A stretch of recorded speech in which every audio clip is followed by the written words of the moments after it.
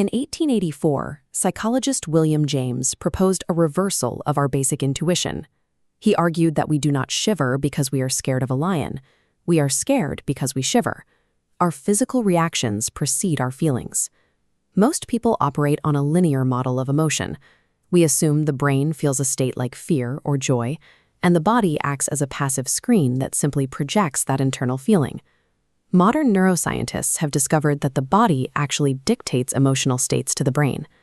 The mechanism behind this is proprioception, your body's mechanical ability to perceive its own position and muscular tension in space. Proprioception functions far beyond physical balance. It serves as a continuous sensory anchor for our self-awareness and mood. The physical body actively writes our emotional script based on its current posture. This link between motion and emotion begins during childhood play. When a toddler explores, they are fusing physical movement with emotional experience. As these pairings are repeated, they cement into what scientists call ideomotor reflexes. These reflexes hardwire specific feelings to specific postures. A state of positivity, for example, becomes automatically paired with an upright spine. Feelings of vulnerability trigger a different set of reflexes, the extension of the neck, a clenched jaw, or a tension in the hands. Because this link is a bidirectional loop, physically adopting a posture will command the brain to trigger the associated emotion. These reflexes create a two-way biological highway. If an emotion can force a posture can force an emotion.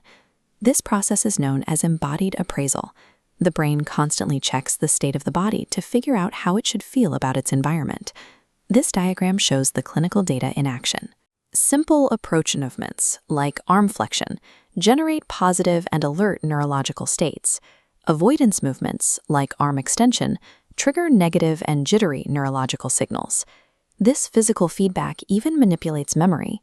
Research shows that physically slumping causes individuals to recall more negative life events. Sitting upright facilitates the recall of positive life events. In one famous experiment, researchers had subjects hold a pen between their teeth to force the activation of smiling muscles. The subjects with forced smiles judged cartoons as significantly funnier than those who used their lips to inhibit the smile. Our muscular tension and the physical space we take up provide the literal data points the brain relies on to construct our reality. Consciousness actively builds an experience by assembling data from throughout the nervous system. This is the foundation of Lisa Feldman Barrett's theory of constructed emotion. Under this model, emotions are not biologically hardwired circuits that simply happen to us in response to the world.